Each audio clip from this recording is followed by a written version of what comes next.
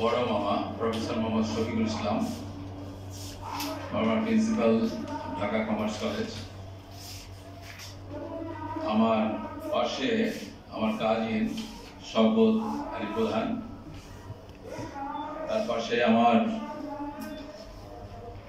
ছোট ভাই রকুনুজ্জামান, আমার বোন ফেরদৌসী পারভিন, আমার পাশে কাজিন আব্দুল সাহুর, ভিকটিমের ছোট চাচি, এবং আমার স্ত্রী শিরিন সুলতানা, এবং আরো আমার সামনে উপস্থিত আছেন ভিকটিমের অত্যন্ত কাছের আপনজনেরা। আমি আপনাদের উদ্দেশ্যে ক্যাপ্টেন রাজীবের বিষয়ে কিছু বলতে চাই। বিডিআর বিদ্রোহের পরপরই ক্যাপ্টেন রাজিবুল হকের হত্যা রহস্য উদ্ঘাটনের দাবিতে আয়োজিত সংবাদ সম্মেলন কক্ষে সাংবাদিক ভাইদের উদ্দেশ্যে কিছু কথা। নিহত ক্যাপ্টেন রাজিবুল হক হিমেল BA 6957 batch 51 armour core, Bangladesh সেনাবাহিনীর একজন সৎ, দেশপ্রেমী, মেধাবী ও সাহসী কর্মকর্তা ছিল। ঘটনার সূত্রপাত 2008 সালের অক্টোবর মাস থেকে। ক্যাপ্টেন রাজীব তার মাকে জানায় একটা ঘটনার সাথে তাকে জড়িয়ে ফেলা হয়েছে, কিন্তু সে কোনো অন্যায় কিছু করেনি। 3-4 জন মিলে তাকে একটি বিষয়ে ফাঁসিয়ে দিয়েছে। ঘটনার কারণ সে জানায়নি, বলেছিল এটা খুবই গোপনীয় বিষয় এবং এ বিষয়ে দ্রুত সময়ের মধ্যেই তদন্ত হতে পারে। তাই তার মাকে তাকে এর মধ্যেই দেশ ত্যাগ করতে হবে বলে মাকে উল্লেখ করে। দুর্ভাগ্যবশত এই কথোপকথনের ঠিক 6 মাস পর 2009 সালের 25শে ফেব্রুয়ারি পিলখানায় মর্মান্তিক বিডিআর হত্যাকাণ্ডের ঘটনা ঘটে। এই হত্যাকাণ্ডের কিছুদিন পরেই, অর্থাৎ 7ই মার্চ 2009 সালে হোটেল রাজমণি ইশাখায় ক্যাপ্টেন রাজীবকে কৌশলে ডেকে নিয়ে হত্যা করা হয় এবং ওই একই দিন 7ই মার্চ বিকেলে তার ছোট বোন রাইফা হকের উপরও গাড়ি চাপা দেওয়ার চেষ্টা করা হয়, কিন্তু সে ভাগ্যক্রমে বেঁচে যায়। রাইফার উপর যে আক্রমণ করেছিল, রাইফার ভাষ্য মতে তার দেহ কাঠামো পার্শ্ববর্তী দেশের সদস্যদের মতো ছিল বলে রাইফা আমাদেরকে জানায়। ঘটনার দিন রাজীব তার কর্মস্থল বগুড়া ক্যান্টনমেন্টে ফেরার জন্য গ্রিন লাইন বাসে রাজারবাগ কাউন্টারে উদ্দেশ্যে বেলা 11টার দিকে রওনা হয়। পথিমধ্যে বাসার অদূরেই রাজীবের কাছে একটা ফোন কল আসে এবং ওই ফোন কলে সে জানায় যে 5 মিনিটের মধ্যেই রাজমণি হোটেলে পৌঁছাবো স্যার। এটি তার ড্রাইভার বাসায় এসে ক্যাপ্টেন রাজীবের মাকে বিষয়টি জানায়। এই ফোন কলটা রাজীবকে কে করেছিল এবং হঠাৎ গন্তব্য বদলে কেন তাকে হোটেলে যেতে বাধ্য করেছিল তা কখনোই আমরা জানতে পারিনি। রাজীবকে সেদিন কৌশলে হোটেলে ডেকে নিয়ে নির্মমভাবে অত্যাচার করে হত্যা করা হয়। তাকে মেরে চেহারা বিকৃত করে ফেলা হয়, যা আমরা তার মৃত শরীর দেখেই তখন বুঝেছিলাম।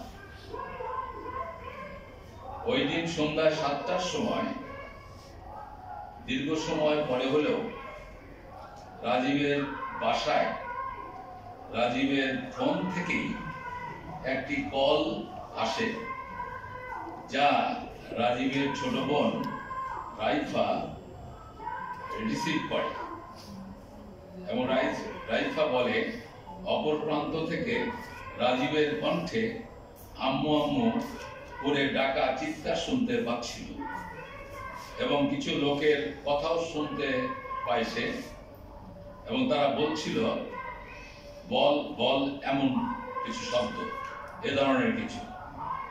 রাইফা ফোনটা তার মাকেও তাৎক্ষণিক শুনতে দেয় এবং রাজীবের মা ফোনে শব্দগুলো শুনে খুবই অস্থির হয়ে পড়ে। তারপরে ফোনের লাইনটা কেটে যায়।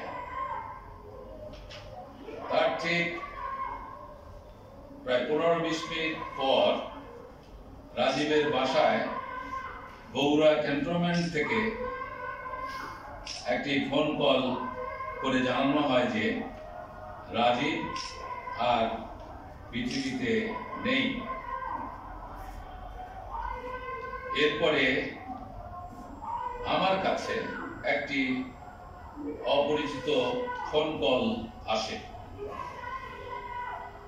আমি তখন এই ফোন ধরি এবং ফোন কলের বর্ণনা মোতাবেক ঘটনাস্থলে অর্থাৎ রাজমণি শাখা হোটেলে দ্রুত সময়ের মধ্যেই আসি।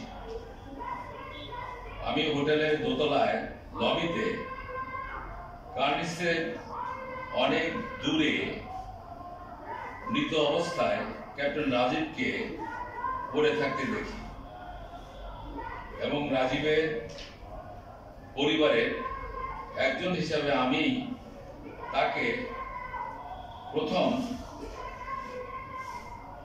সশরীরে রাজীবকে শনাক্ত করি। রাজীবকে এই অবস্থায় দেখে আমি যখন কান্না করছিলাম, তখন রাজীবের ব্যাচের একজন ও একজন মেজর পরিচয় দানকারী আমাকে বলছিলেন যে ক্যাপ্টেন রাজীব একটি মেয়ের জন্য আত্মহত্যা করেছে। এই বিষয়টি এভাবেই মিডিয়াতে বলার জন্য বারবারই তারা আমাকে তাগাদা দিচ্ছিল।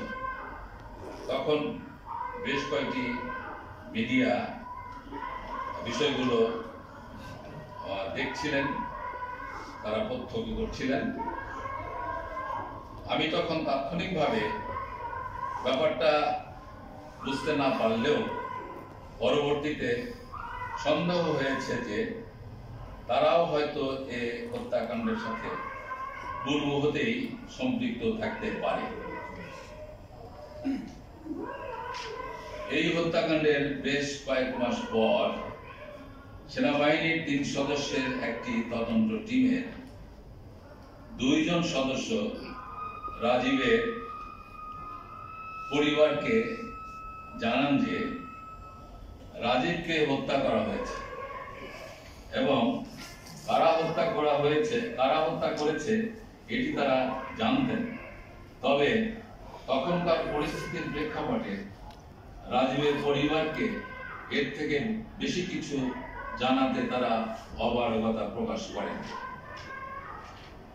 ক্যাপ্টেন রাজীব যে আত্মহত্যা করেনি এটা বুঝতে রকেট সায়েন্স জানা জরুরি না, কেননা তার শরীরে বিভিন্ন জায়গায় আঘাতের স্পষ্ট চিহ্ন ছিল। ময়নাতদন্তের সময় দেখা গিয়েছে তার মুখের ভিতরের দাঁতগুলো ভাঙা। এছাড়া রাজীবের গলা, হাতের কবজি ও পায়ের কবজির রগ কেটে ফেলা হয়েছিল, যা আমি এবং পরিবারের আরো কয়েকজন নিজ চোখে দেখেছি। আমাদের এখন একটাই দাবি যে এই নির্মম হত্যার সঠিক বিচার হোক। কারা এই ঘটনার সাথে জড়িত এবং কারা বাংলাদেশ সেনাবাহিনীকে ভঙ্গ করতে চেয়েছে তাদের চিহ্নিত করে ন্যায় বিচার করা হোক। একই সাথে ক্যাপ্টেন রাজীবকে শহীদের মর্যাদা প্রদান করা হোক। আমাদের দৃঢ় বিশ্বাস 2009 সালের 25শে ফেব্রুয়ারি পিলখানায় ঘটে যাওয়া পরিকল্পিত মর্মান্তিক বিডিআর হত্যাকাণ্ড এবং ক্যাপ্টেন রাজীব হত্যাকাণ্ড একই সূত্রে গাঁথা। যারা পিলখানায় হত্যাকাণ্ড ঘটিয়েছিল তারাই উক্ত হত্যাকাণ্ডের সত্য ঘটনা ধামাচাপা দেওয়ার অংশ হিসাবে ক্যাপ্টেন রাজীবকে হত্যা করে তার মৃত্যুকে আত্মহত্যা বলে অপবাদ দিয়েছিল এবং প্রচার করেছিল। ক্যাপ্টেন রাজীব একটি মেয়ের জন্য আত্মহত্যা করেছে, এটি সম্পূর্ণরূপে মিথ্যা ও একেবারেই ভিত্তিহীন। এটি একটি প্রপাগান্ডা ছাড়া আর কিছুই নয়। আমরা এই মিথ্যা অপবাদের তীব্র নিন্দা জানাই।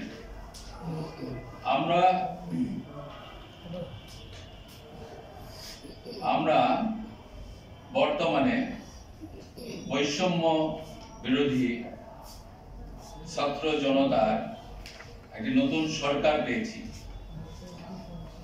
বিচার ব্যবস্থায় কিংবা সরকারি তদন্ত অথবা এ ধরনের ন্যাক্কার হত্যাকাণ্ডের তদন্ত আমরা আশা করি এই সরকারের যে বিভিন্ন সংস্থা রয়েছে তারা প্রকৃত সুষ্ঠু তদন্ত করে প্রকৃত ঘটনা জনগণের সামনে উন্মোচিত করবে, এই প্রত্যাশাই আমরা ব্যক্ত করছি,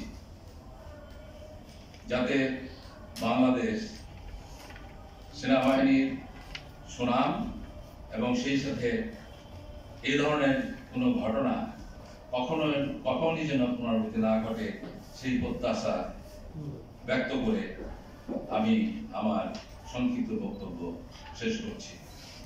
আমি প্রফেসর মোহাম্মদ শফিকুল ইসলাম, নিহতের বড় মামা।